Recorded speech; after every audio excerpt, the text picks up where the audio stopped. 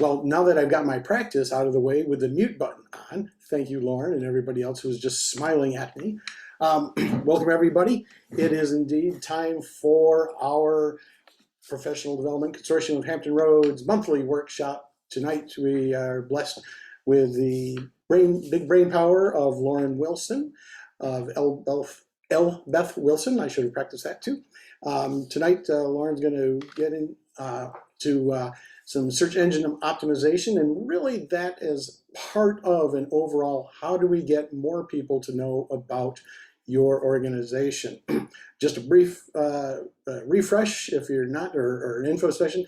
If you're not particularly familiar with PDCHR, we are 5 years old. We're a 501c3 nonprofit organization dedicated to helping the leaders of membership associations at the community level lead smarter, not harder. So you'll get a barrage of links and emails and links and stuff like that. Tonight's session, as you well know, is being recorded. You will get on Friday an email thanking you for being here and a link to a resources page. So you don't necessarily have to write furiously and try and say, what was that link? So we got you covered for that.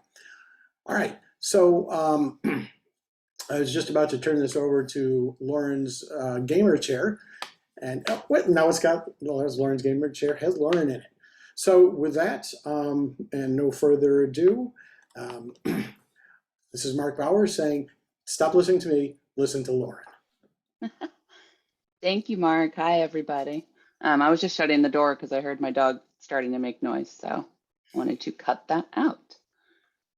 I will go ahead and share my screen.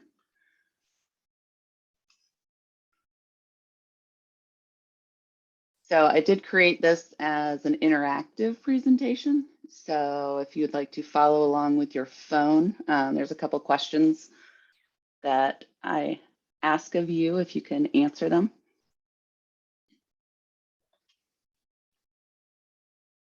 And then it will say that this is a game. There are no points to award. I'll give that authority to Mark if he wants to do anything with anyone who wins at the end of this.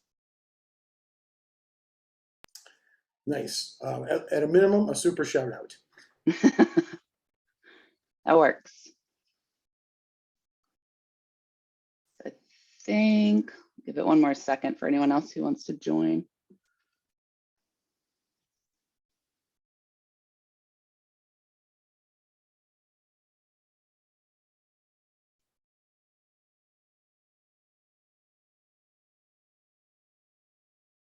All righty, I will get started.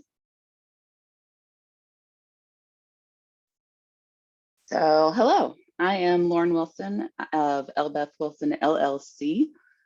I've lived in Virginia Beach for about 16 years, moved here from Indiana, a small town called Roanoke that no one has probably heard of.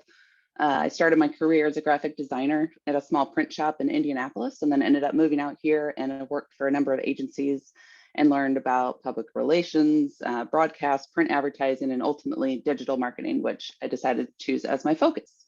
In 2016, I went client side and worked for a local heating and air conditioning company you might be familiar with.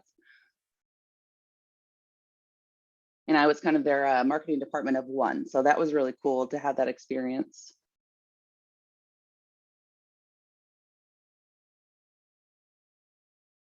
I've worked in with a lot of different industries, like restaurants, entertainment, home services, financial, nonprofits, and over the years, I've also been an active member of multiple organizations. Most recently, I was the membership chair and president of the American Marketing Association back in 2019. And last year, I decided to become an independent consultant and started my own business that focuses on digital marketing.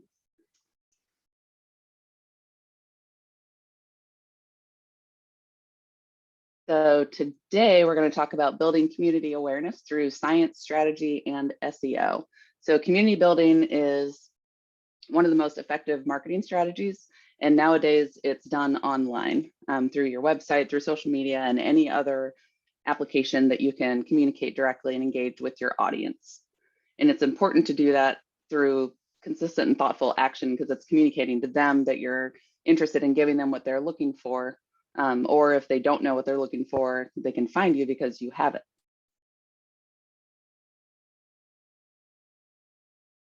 So I don't know if anyone is familiar with Always Sunny in Philadelphia, but it is one of my favorite shows. So when you hear SEO, I know some people might be overwhelmed by that, but do you feel more like the gang on the left or on the right? And let me know on your app.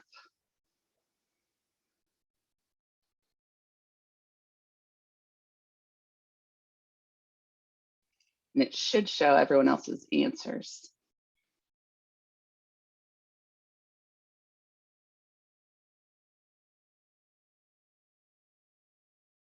And I have no idea if that worked, but we'll find out later. So SEO is search engine optimization. It's a set of strategies in digital marketing that improve the quality and quantity of organic traffic to your website from search engines. So the better the visibility your site has in Google or Bing and other results, the more likely you are to attract prospective existing members who want your products or services. And SEO and a user experience goes hand in hand. So how someone finds your site and then how they interact with your site once they're there are super important parts of SEO. And to better understand that, you start with research. And research can be overwhelming, but it's extremely important, especially with SEO. Over 50% of people of all website traffic come from organic search, and most of those people are on their phone. And organic search also accounts for more than 40% of a business's revenue. So having a strong SEO strategy backed by some research allows you to position your website and content higher up in the results. So where do you start? You start by asking yourself some of these questions, like, does my website have any functional issues? How do people find my website? What makes my content stand out? Who else's content stands out? And how do I learn more about the people that should be seeing my content? So I have 4 steps to that. First, it starts with a website analysis. If you don't already understand how your website is performing, then you don't really understand what you need to change in order to make it better. So running a website analysis to find out some of the technical stuff that may be above and beyond what you're capable of doing, but there are some things in there that you can change on your own on the back end. But reading through all that first and then deciding what to do is best practice. Next is the keyword research. So it's a process of identifying popular search terms that people type into Google, and knowing your keyword research also includes using those keywords in your content so you can rank higher. And I'm going to give you some tips on that as well. Competitive research is the next step, and competitor is used loosely because I know with some organizations you don't necessarily compete against anyone, but there are other organizations that may be doing something better that you can look into, or just Google what you think people are looking for when they want to find you and see who else shows up if someone shows up above you. Another option is to look at different organizations similar to yours in different areas and seeing what is working for them. And then target audience research, knowing who you're already reaching and then comparing that to who you want to reach. So you can kind of better understand what your content is delivering and who it's delivering to. And then if you want to get new members, understanding what they're looking for as well.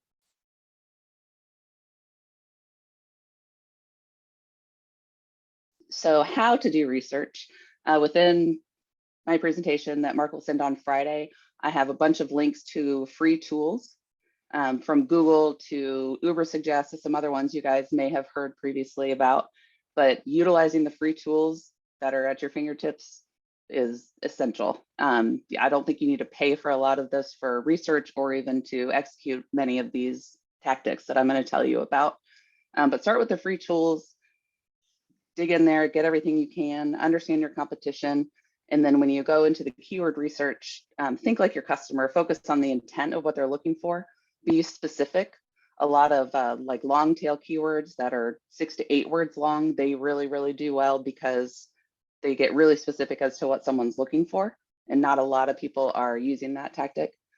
And then also set clear goals. So once you have all your data, kind of put it all together and see where you want to be compared to where you are right now.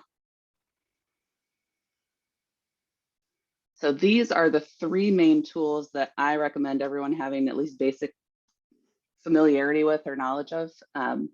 There's the Google Analytics. If you're familiar with that, it gives you the analytics on the back end of your website, so you can understand where traffic comes from, what they do when they get to your site, which pages are performing well, if they're converting, if you're getting emails or phone calls from your website. Google Search Console is really important for keyword research and also understanding your website, because you can see how many impressions, like how many times your pages show up in search results compared to some other pages. And then Google Trends, when you're doing keyword research, will help you identify more valuable keywords compared to something else. And you can see how it's performed in the past and what they're expecting in the future.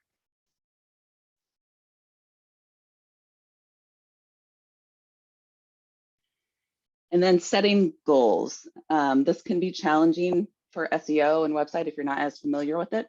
And there are different areas that you can set goals within as far as brand awareness, member engagement, the prospect identification, and revenue. But I would start with website traffic.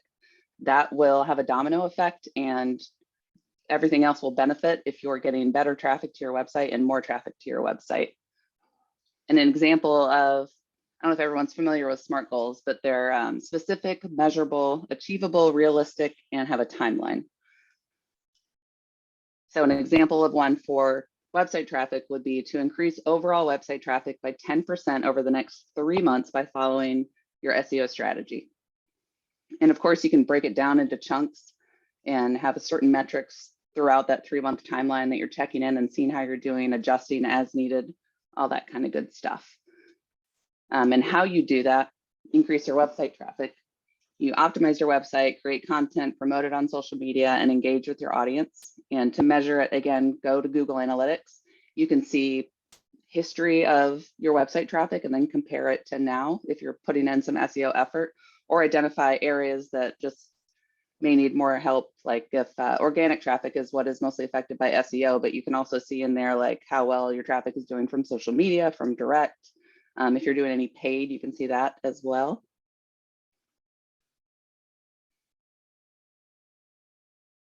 So once you have all your data and you have your goals, it's time to actually execute your strategy. So here is another quiz. What content management system are you currently using when you update your website? So I don't know if you're in WordPress or Wild Apricot. I know there's multiple different options. I actually have links within this presentation as well that cover a handful of ones that you guys are using, but I can also find other tools for you or resources if there's something that's not listed there. But typically all of them will allow you to make these minor updates. And the 4 things that I'm going to talk about today are the title tags, the meta descriptions, the headings, and content. Oh, and I think I forgot to say that there's a Q&A. You should be able to ask questions at the very end, or you can put them in the chat if you don't want to forget what you're thinking of while I'm blabbing on. And I do want to say there are a lot of things you can do with SEO. This is really just kind of a basic, but there's a lot of technical stuff as well. You can run with your website audit, or Google Search Console will also tell you if you have any major technical things that need fixed, because those are also extremely important, but this will kind of be a base or foundation for an SEO strategy. And then there's a million other things you can do in addition to that. So when it comes to title tags and meta descriptions, this is what comes up when you search on Google or Bing or something. So this is like the first impression within search results of what someone is going to see. So if you don't have a good title tag and your keywords aren't in there correctly, or your meta description is either too long or just kind of vague, it's going to be challenging to get people to click on that to get to the information that's on the other end of the website. So the title tags, you do need to keep them fairly small, and best practice is to have the keyword in there that you're using as close to the front as possible, and also include some kind of brand identifier like your business name or something like that. And then within the meta description, also use keywords near the front. But that one is also very important as far as the length. You want to keep it under 160 characters, because if it kind of trails off, like People just can't see it. And this information does not show up on your web page. This is purely for the search results. And then this is important. It doesn't directly affect SEO ranking, but the better your title tags are and meta descriptions, the more likely people are to click and the more traffic gets to your website. And then that will in turn improve your SEO and your rankings. Hey, Lauren, Yes, sir. are we? Oh, I'm on the wrong page. Yeah, there you go. So, Hey, that so probably if helps you a lot more. yeah, I knew there was something there. So maybe if you could just like step back a bit, and just Of kind of course. do that. Thanks. Yes. Okay, rewind. So title tags and meta descriptions. This is an example of how it shows up on the search results page. The title tag at the top, that's where you want to have your keyword near the front of that. Keep it fairly short and concise and include your branding, your company name, something in there as well. And then underneath that is the meta description, which you need to include your keywords in as well. That's according to whatever the content is on the page, but keeping that short so it's not running off and it gives someone an idea of what content is on the page.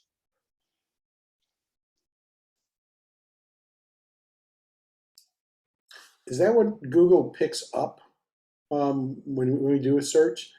Kit mins are a great way. Is that what we actually see in the search engine, or is that something else? So how search engines do that, they crawl the content on your page.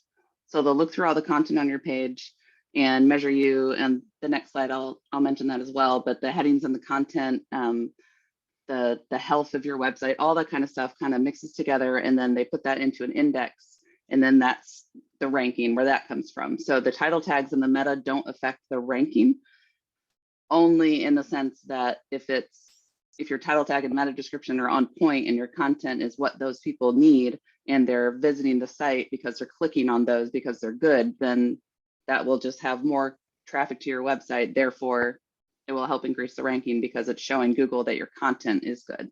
So these don't have effect on the ranking necessarily because bots aren't crawling your meta tags or metadata and title tags, but the content on the inside on your page is what is important. So just making that connection of grabbing their attention on that search engine results page and then getting them to spend time on the page and then take an action, whether it's calling you or sending an email or something like that. Thanks for diving into that again. Is that little question mark in the bottom right mean someone's got their hand up or typed in a question? Maybe.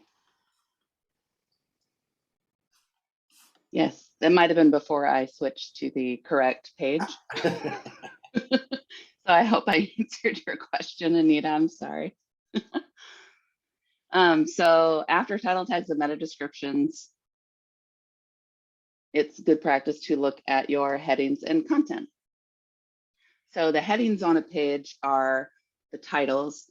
So like the one that's very important that you might have heard a lot about is an H1. So that is telling Google that that is the most important part of your page. Whatever's in that H1 is exactly what your content is about. It should match, it should have the keyword, it should go along with what the title tag or the title tag has, like the contents. They don't all have to be the same, but the heading is a super important part of the page. And then there's multiple headings to kind of show the hierarchy of what's important on the page. It breaks up all the content into more digestible chunks for bots and for people. Humans don't want to read a big, huge, long line of content, and neither do the bots. They want to be able to kind of breeze through it, see where the important parts are that they want to get to. So the better your page is structured with the headings, then the easier it is to read, the more people will get there, the more bots will understand it. And then as far as content goes, it's important, again, keywords, to include those in there, but also to have at least 300 words on a page. I've also heard people talking about writing like 2,000 word blogs and stuff. That's a little bananas, and I don't know how people can do that, but the more words on the page that actually make sense and are providing useful content to who's reading it, the better. And that keeps people on your page for a little bit longer, which is good for Google. And it's just good, I guess. And as far as the headings go, think of the H1 as like your main keywords and subject matter that everything's about. And then section 2 breaks out the content using similar keywords. Keyword stuffing was a big thing back in the day because Google had the keywords being important. So people took advantage of that and just stuffed their page with the same keyword over and over again. That is now frowned upon by Google and you will actually get penalized. So you can use, they call them LSIs, but they're latent semantic indicators. They're synonyms ultimately. So if you're doing a thing about kitten mittens, you could also talk about cats or kitties or something like that. You don't have to just repeat kittens every single time on the page. And then there's more headings. There's like the main ones are H1, H2, and H3. If you go down to like H4, 5, 6, and 7, you can if you have a 2,000 word blog, but the main ones to use are H1, H2, and H3, and each page should only have one H1.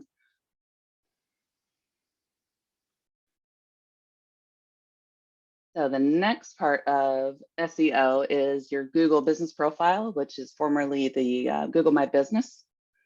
It's really important for local SEO because it gives you a position locally. You can put your address in there. If you don't have an address, it's still important because you can name what area you serve. You can put your hours in there. It has your website that links back to your website. You can put posts on there like on social media. They stay up for 7 days. So once a week, you can post information on there and you can add photos and everything else. These actually will show up in the search results as well. So if you do have a local listing or a physical address, you can even show up on the map. And there's ways to optimize this as well beyond just the basic stuff to make sure that you're getting noticed that way. So my next question is your Google business listing verified? Or do you know if you have one or if someone else has done that? And when's the last time you looked at it?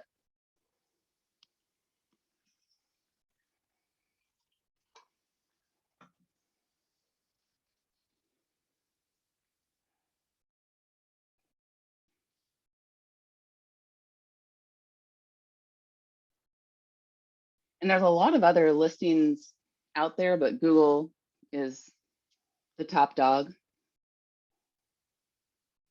And I also have resources to help you understand or help you learn if your other listings are updated, if they exist, if there's misinformation out there, because that's another thing. You want to make sure your information is consistent with some of these. So that is the gist of SEO. It does take some upfront time as far as setting everything up, doing the research, writing the content, getting it in there, kind of waiting and seeing what the results are and then changing based on that and then continuing to go. And the best way to do that is to just keep it up, keep up your efforts with SEO. I feel like I guess not. So the key takeaways that I have is that with a little bit of research and a lot of practice, you can make a big impact on your organization. Through these efforts, you can grow your membership, you can increase awareness, you can build more trust with your existing members and any new ones in the community, and you can retain your members while you're doing these efforts as well, because this is for them and for new members. So my final question, whoops, and of course I didn't hit that slide. Key takeaways again, sorry. Grow membership, increase awareness, build trust, and retain members through these efforts of SEO. And then the final question on a scale, a D scale of 1 to 5, how confident are you in your SEO knowledge? I hope I provided some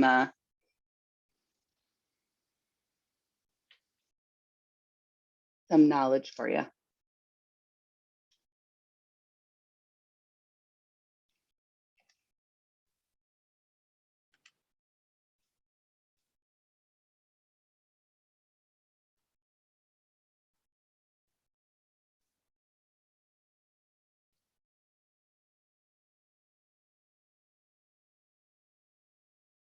All righty. Well, that went quickly.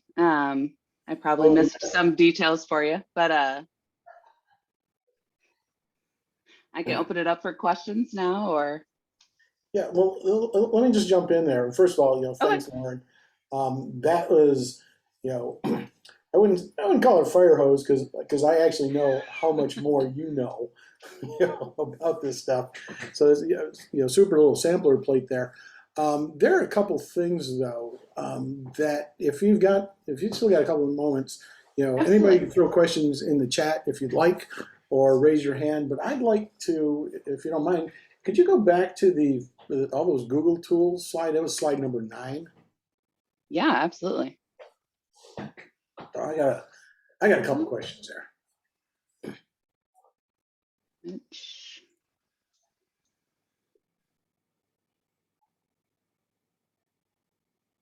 Hit me. Yeah. The broad question is, could you just go a little bit deeper, on these, things? I mean, you gave a pretty good overview, and I'd like to know more. Maybe you could give an example of really what you get out of this, or if you're bold enough to actually go out to the site. I know we didn't practice that part, uh, No. but yeah, you had me at free. And anybody who really knows me also knows I'm a bit of a tool. So of course I got stuck on this one. So yeah, I'd love to know, if you can go a little bit deeper on these tools, in particular. Yeah, absolutely. And I can definitely pull up an actual example. Does anyone currently use Google Analytics? Well, I can proudly say that PDCHR has asked that question, and the answer is we do not. Okay. Let me see. I don't even know what I have. Oh, okay. So I do some work for the Virginia Zoo. So there's an example, a real-time example for you. And this shouldn't give away any secrets or anything, but let me adjust this page so you can see this. So this is your dashboard. And just like anything with Google, you can get as much out of it as you want and get lost for days and days and days and days in data. But ultimately, you want to look at this to understand your traffic. So you can see real time how many people are on your site. But I usually look at the audience, the acquisition, and the behavior. So the audience overview. Oops, I guess I'm missing part of that too. There we go.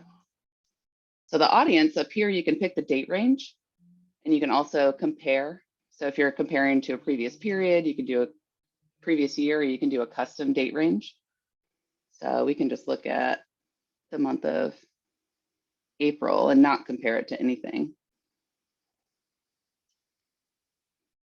And by the way, you can sign up for this for free, and then you add a code to your website so it connects to the website. Some applications and content management systems have a very easy process for that, where you can just add it. Other ones, you have to kind of get technical and add code into a header and that kind of stuff.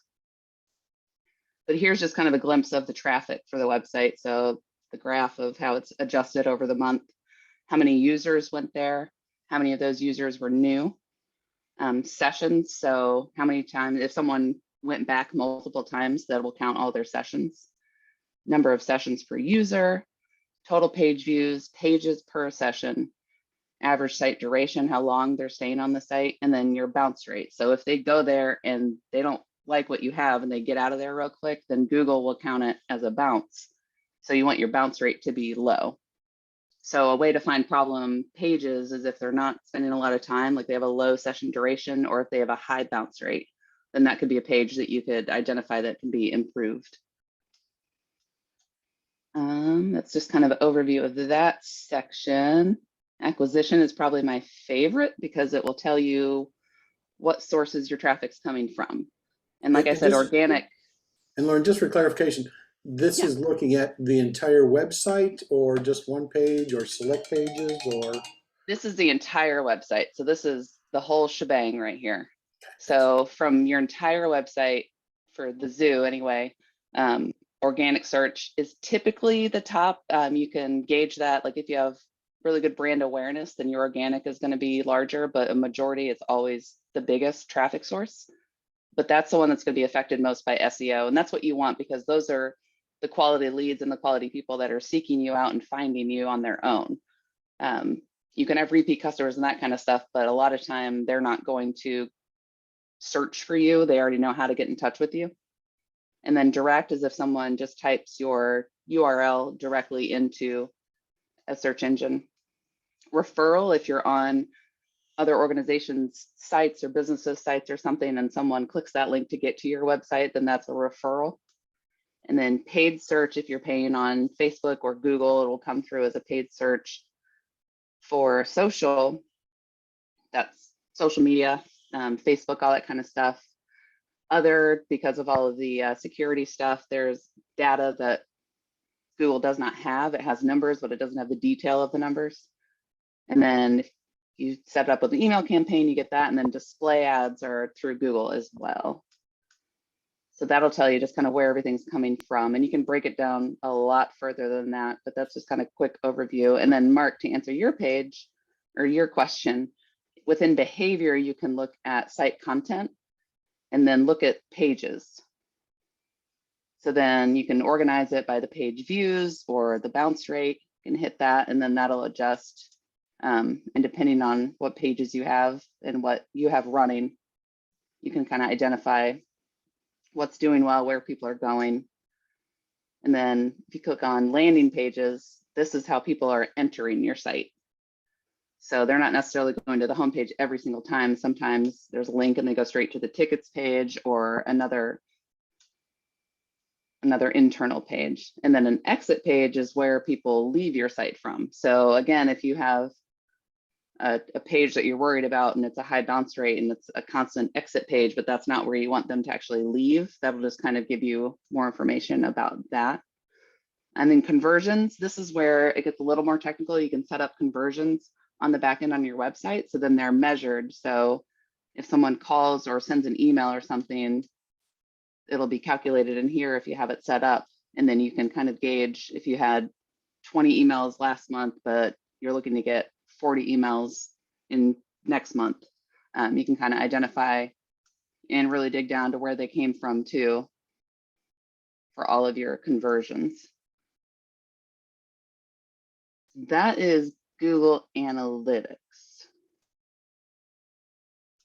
Kind of brief overview, but I know this stuff gets really heavy, so.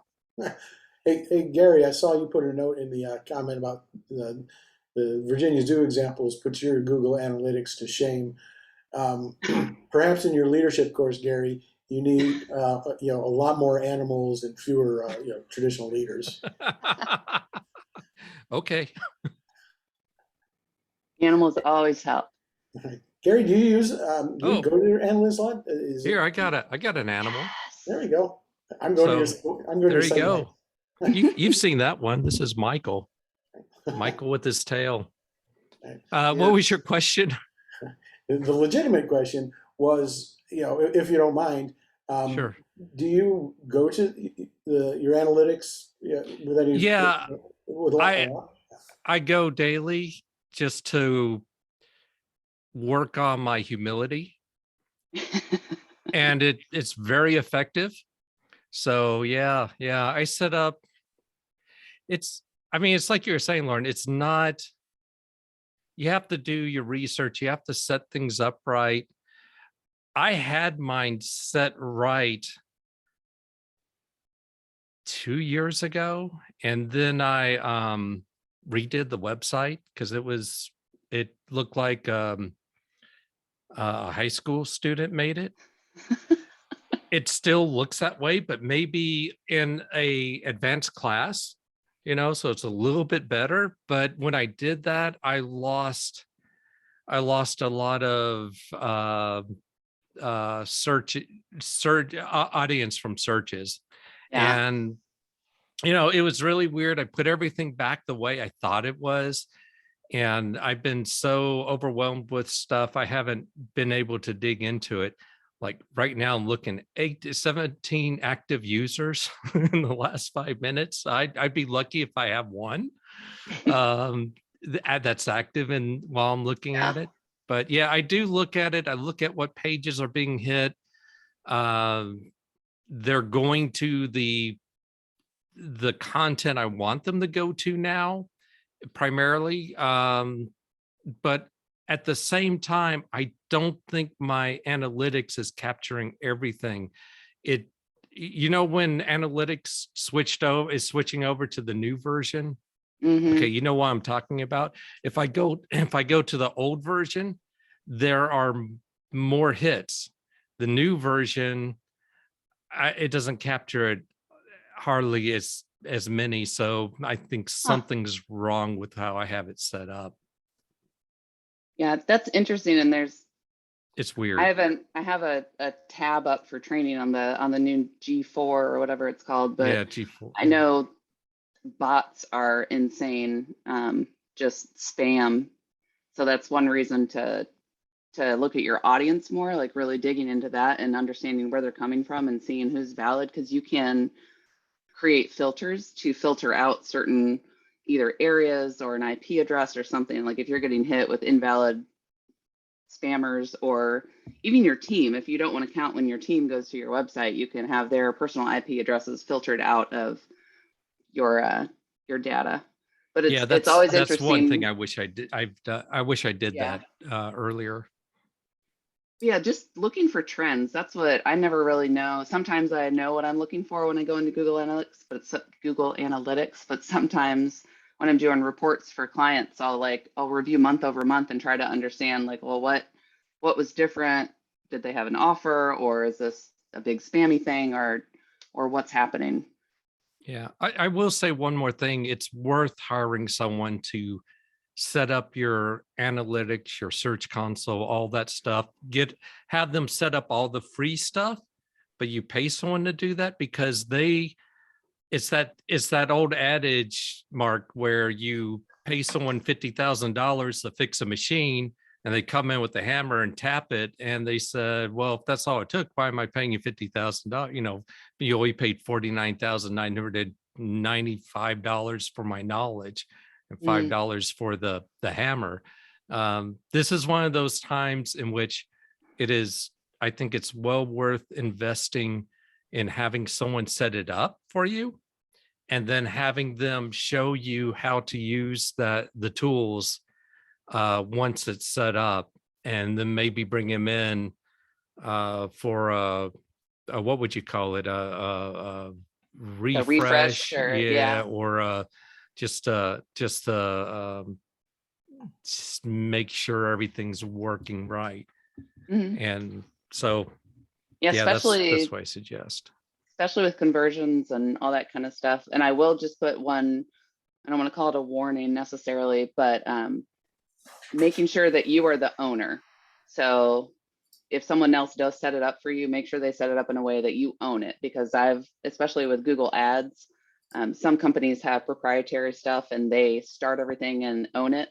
And then if you part ways with them, you have to start all over again and grab a new one. And Google Analytics, it only has data from when you start collecting the data. So you can't put it on your website and then see what happened 2 years ago. Like the day you put it on there is the day that it starts collecting the information.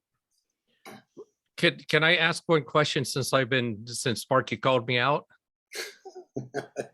Go ahead. Which I don't mind. I love it. So I think this would be helpful for the other people on here as well. Could you talk? All right, let me back up. You know how all the algorithms are changing? If you go to the social media sites, it's hard to reach people now. LinkedIn, I remember the week that they changed their company outreach. There's like they switched something, and I was getting, I don't know, 200 or 300 hits per post I did. It went down to like 10. I remember stuff like that. That was like 3 years ago, and it's back up. But here's my question for social media and for drawing or pulling or getting people to your website. What do you suggest doing that's free without having to pay Google, LinkedIn, Twitter Facebook, Pinterest, Instagram, for marketing. You know, I could Yeah. put $100 out on Twitter, reach 10,000 people. And if I tweet on my own, it goes to 50, you know? Yeah. No, it's tough. And a lot of those platforms are encouraging more paid than just organic stuff, but it's the trial and error that just keep testing different things, different ways. People communicate in different ways. Some of the research you do may lead to that, depending on what you're promoting or what you're talking about. It really depends on the customer or the member of the client, your audience.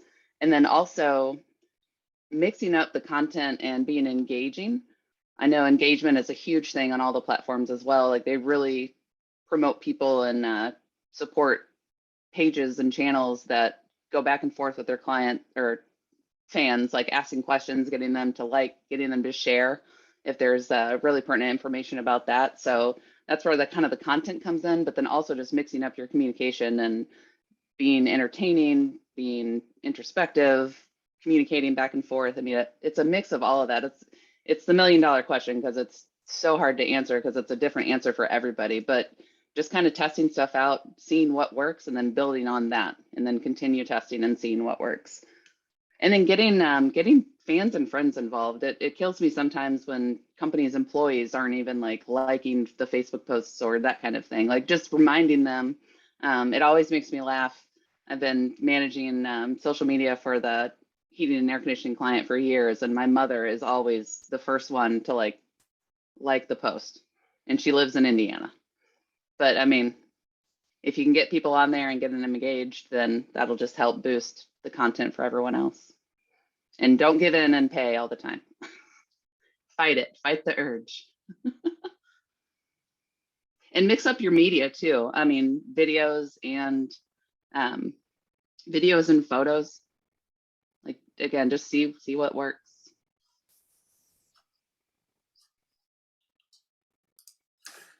I see John's had his hand up briefly there.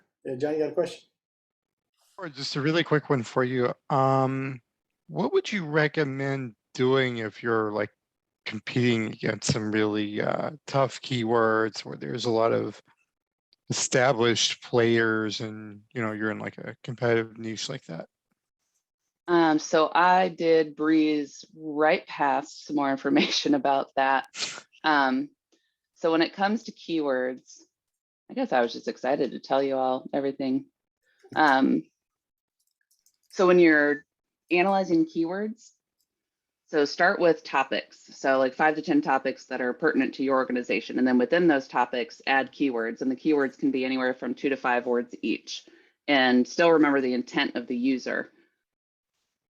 And then when you're evaluating the keywords, that's when you can look at monthly, and this information is all in this presentation in the notes, but look at monthly search volume, the SEO difficulty. A lot of the resources will tell you that, and the cost per click. Not that you're going to be paying for these, but it'll tell you again how competitive they are. And then from those metrics, you can kind of dive in and see which ones are actually worth going after and which ones you may not have a fighting chance with. So going in a different angle. Another way to look at it is with your website, if you have a page that you want to boost that is not, it's maybe on the second page of Google results, that is a good one to go in and optimize because that has a better chance of getting to page 1 than content you have that maybe is on page 10. So kind of getting the low-hanging fruit that way. Did that answer your question, John? Yeah, it's perfect. Thank you. It's really just a matter of, I guess, going out and doing a lot of research and getting the right keywords. Yeah, it's daunting for sure and time consuming, but just trying to reel it in where you can and not wasting too many efforts if it is super competitive, and just seeing if there's a different angle to kind of go around it to get out there. Thank you. Very good, thanks. Hey, Melissa had a question she had thrown into the chat, but I'm feeling lazy, so I've asked her to unmute and ask it first. Darn self. Perfect. Yep. Excuse me. I wanted to know, where do you fix like some of the content that's broken, like links that are broken? Like, how do I know what, because I took on this job, and she had a website set up before. And so I need to research some of the links that are broken, and I don't really know where to research those and who's posting some of her content that's no longer available. Like, it's just kind of like a sea of like, so I didn't know if there was an easy way to do that.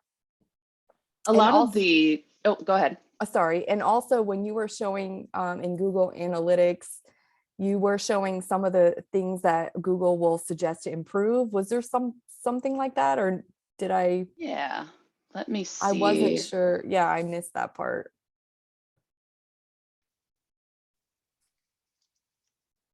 Oh, it was in Search Console. Okay. And that's just one of the, this is a little more technical. I think I don't have the zoo in Search Console. So Gary doesn't have to get thrown off from that. So this is a new website, which might have issues. But Google Search Console is definitely one place that you can do, you can pull a report from and it'll tell you some things. Okay. And, but it would be better to do like a website analysis. That will, I like Uber Suggest. That's a little more content related, but one that's more technical will also tell you like broken links and stuff. I like Uber Suggest too, because it would literally tell you what to do next. It's like these pages have, their titles are too long. So is that free? There's limitations to it, but I think it like limits to the number of times you can click through what the things are to change, or how many keyword searches you can do. Some of them limit it like that. Okay. But with a lot of them, you can get a free report and it'll kind of tell you what to do. As far as actually executing it, do you know what platform you're on? I'm on Squarespace. Squarespace, okay. Mm-hmm. Because they may even have some kind of report that they offer specific to their site that kind of tells you. I'll have to look into that. I can look into that and then shoot you an email or something. Okay, that would be great. Because with some of them, and kind of going back to what Gary was saying earlier, that confuses Google, because Google has this index of your website based on your URL. So if things change or things are broken, they have this, it's not correct, like their index of what you have. So then when they're trying to reconnect to those pages or do something, they get super confused. And that's when they are like putting you lower in the ranks, because just the health of the website is not there. So fixing the broken links, you can do redirects and yeah, update some of the content. Okay. Yeah, one of the pages is a PDF and it's like shows up on Google, but I don't know where that PDF lives. And it's like an error. So I'm like, it's just so confusing. I'm like, yeah, it's a lot going on. Yes. Yeah. So just one thing at a time. And there might be some break in the links, like within like your media. So if that was updated at one point and it does live somewhere in a media library on the back end of the website, maybe there's just a disconnect. It's not on that website. It was on her WordPress website, but we deleted that one, but there's still links that are showing. Like, okay. Yeah, it's, I don't know, I don't know. Yeah, I'd start with one of the website analysis and even just do a couple, because it's interesting to see what some pick up completely different things. Yeah. But it's nice to kind of look in there.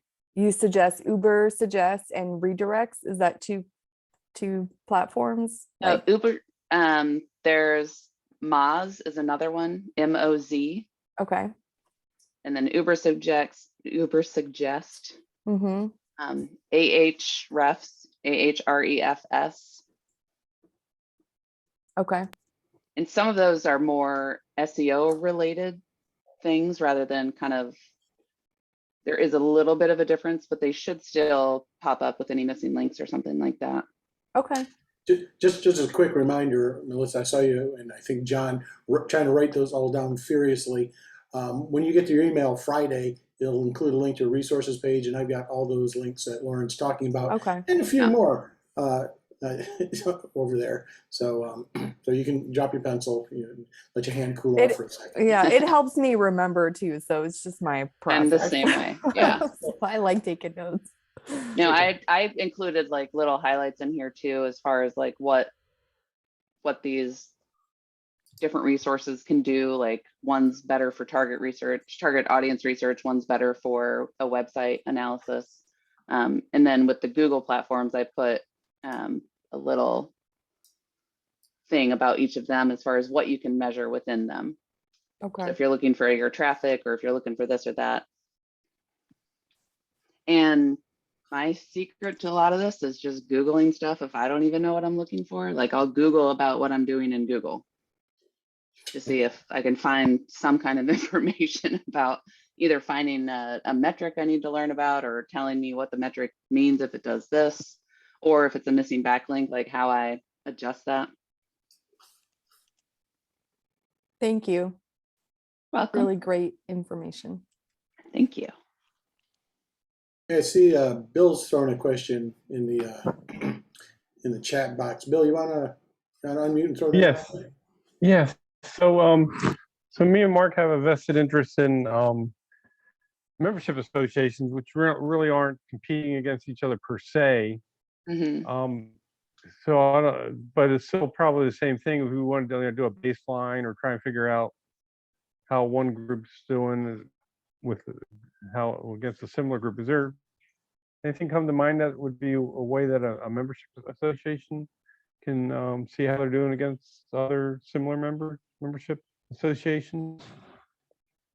So you can, in a lot of these resources, you can put someone else's website in there. So then you can almost pull a report for how they're doing, what keywords they have on their site, just better understanding what's working for them. Ooh, that's interesting. So, And then- and they can't block it, or they can't, anybody can pick another website and check the analytics on it? It's not the analytics necessarily, but if you, here, I can do this example too. So like I'll go to my, whoops.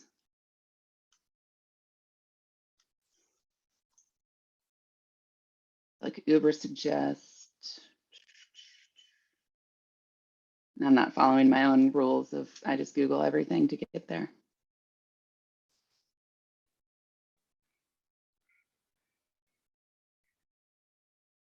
Oh my gosh, I hate these things.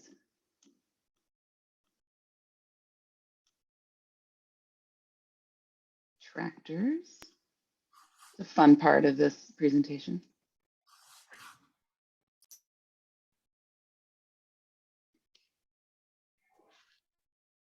So let's say we're, that might be too big to do, but what's the PDCHR, or should I do? Yeah, just pdchr.org.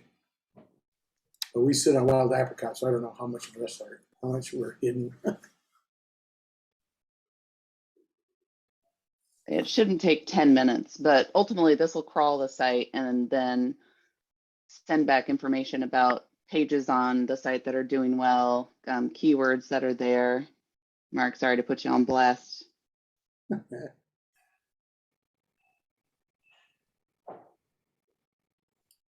So, and this is Melissa, why I like this, because it'll tell me like what issues are here and then explain to me what I need to do to fix them. But they'll tell you word count, that kind of thing. So this isn't my website, this is Mark's. I have no ownership or access to it, but it'll tell you generally monthly traffic. With any of these stats online, like nothing is exact, and it may be different from one report to another, but it'll give you general information about backlinks on that site, keywords on that site, and monthly traffic on that site. And then you'll also get an SEO score. And this isn't the only resource that'll do that, but you can put in other websites to kind of see what they're doing, how they're succeeding. I'm guessing that SEO score of 58, that's not out of 60, is it? It is not out of 60.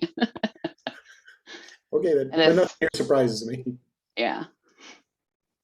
And saying I didn't get into all this detail too, but site speed is another really important thing that goes into how successful your website is. And that kind of goes back to the bounce rate as well. If the site takes too long to load and people are impatient, they're just going to bounce right out of there and go somewhere else. And Google, was it last year, also came out with the Core Web Vitals. I don't know if anyone's heard those buzzwords or not, but that's kind of the new standard for what Google is looking for between like site speed and some other super technical things, just to make sure that your site is doing well and getting seen. Does that answer your question, Bill? Are you busy spying on other organizations? No, that was pretty interesting. Now, the Uber Suggest, is that a site that does this, or is that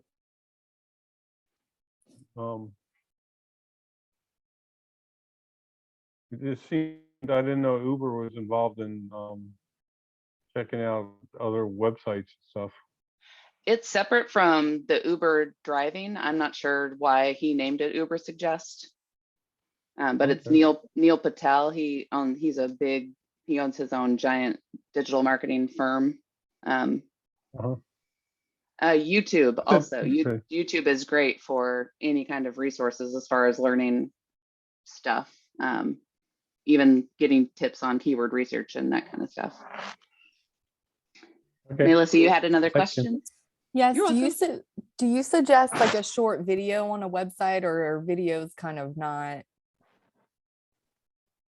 like I want to do a 30-second story about the pediatric office that I work for because it's very touching and personal, but I don't know if it's worth the time to put in to create a video. Yeah, absolutely. I would put it on YouTube though, and then instead of embedding it on, or instead of like uploading it to the website, and then share it anywhere and everywhere. And then Okay. YouTube still, some of those aspects, I breezed over that too. I apologize.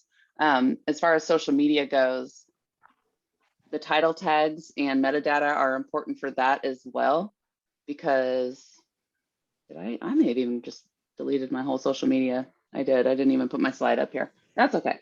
But when you share anything from a social media or from a website to a social site, the title tag and the meta description will go in there sometimes also, definitely the title tag. So that's another important reason with websites and with YouTube videos and that kind of stuff, to make sure that the keywords are in place and just making sure people understand what content is at the other end of that link. The video for sure. Okay. Just they're more engaging. I think people understand them more. You can put a little more emotion in them. Thank you. I have another quick question, Okay. if that's all right. No, I love it. So my strategy for social media and just getting traffic to the website is to have a monthly theme about, let's say, like it's Better Speech and Hearing Month. So we do like a really great resourceful article about it. And then from that article, we create social media posts and then, offer services that go along with that. So that's kind of where I'm at with the strategy, is like kind of planning out a yearly monthly theme. I don't know. I'm just like, I don't know if that's a good idea or not, but I'm just trying to like organize, like how we do our social media. So yeah. No, I do the same thing. And again, I think different things work for different people, but just mixing up the content. So like the main category or pillar can be the same, but within that, understanding like, is there any kind of entertaining part of that? Is there, obviously there's educational, but people are going on social media for freebies, for fun, for all different kinds of stuff. So what's appealing?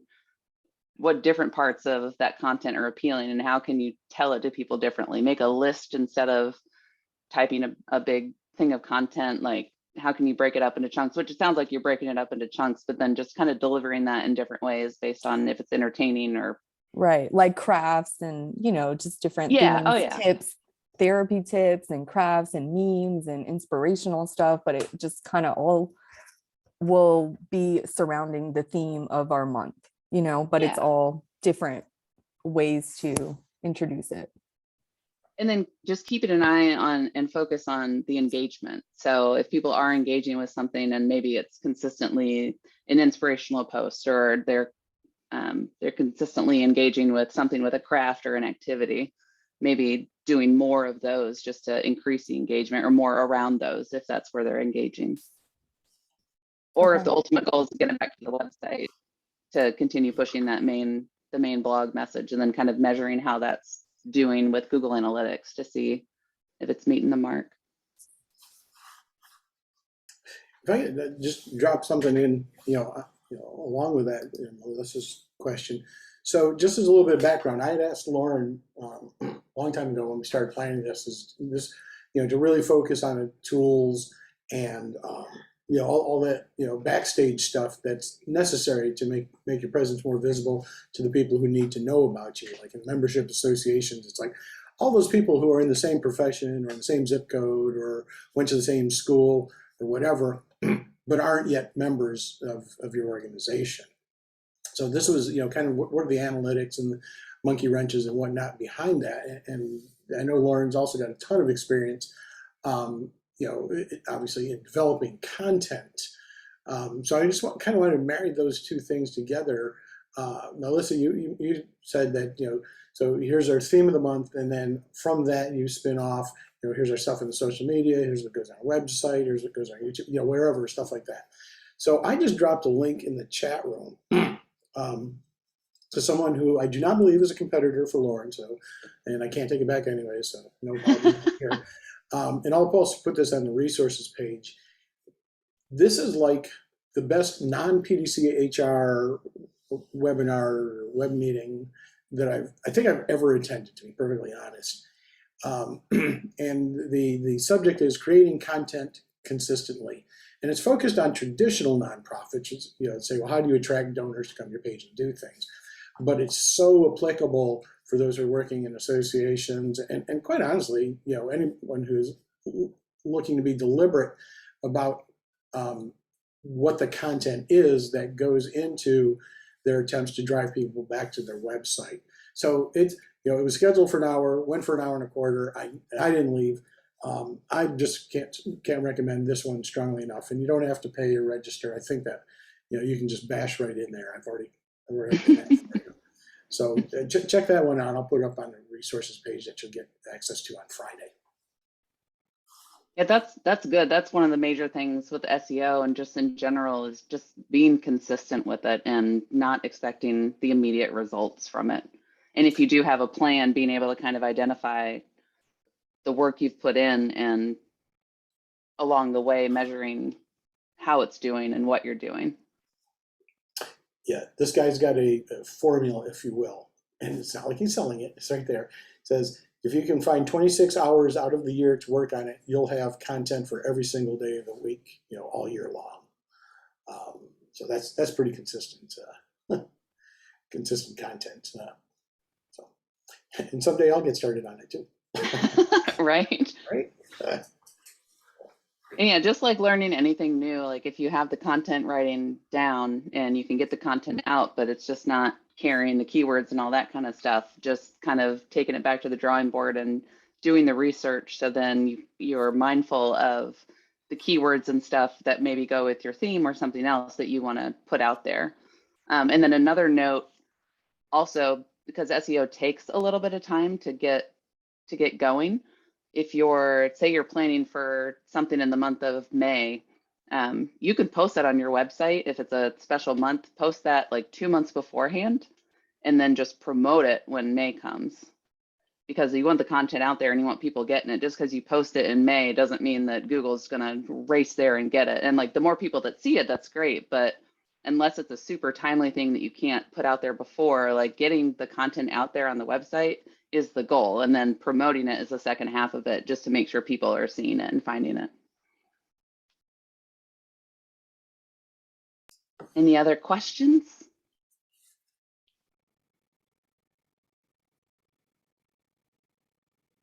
All right. Well, I don't see any questions, but if you do have questions that come up later, and that's when they usually do when you're driving home or signing off or whatever. It's like, oh, I meant to ask.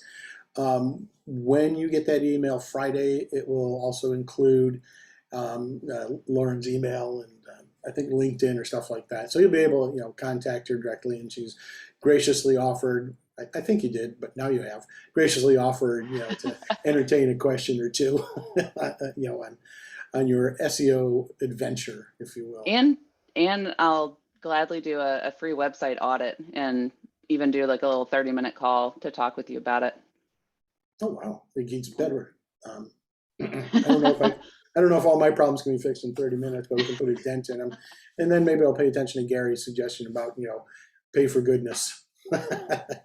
Yeah, it's a tough pill to swallow sometimes. But like he was saying, if it's worth it, and with SEO being such a long game, if you can put a little investment up front, it definitely pays off in the end. Yeah, PDCHR is actually on a beginning steps of a growth trajectory. Right now, our focus is here in Hampton Roads, but what we're working on right now is how do we export all this goodness and let other communities, or teach other communities how to do this on their own. But part of that is introducing other communities to this, which is exactly one of our challenges. So yeah, there's a website overhaul and all kinds of goodness up ahead of us. So anyways, with Exciting. that, I'd like to thank everybody for giving their time and sharing today, and most importantly, I really like to applaud each and every one of you for what you're doing to help elevate our community. So since you signed up for this, you're now stuck on our mailing list. Well, until you opt out, because that was obvious. And and with that, I think oh my goodness, yeah, y'all signed up for 7:30. So here's a double bonus: the gift of time. Early. Who else is going to give you that? So again, Lauren, thank you so much for giving of your valuable time, and love the offer. And like I said, everybody, Friday, look for the email. I think it'll be our largest resource list, mailing ever. So with that, I bid thee all a fine evening and a lovely week. Take care, all. Thank you all. Thank you. Bye. Bye.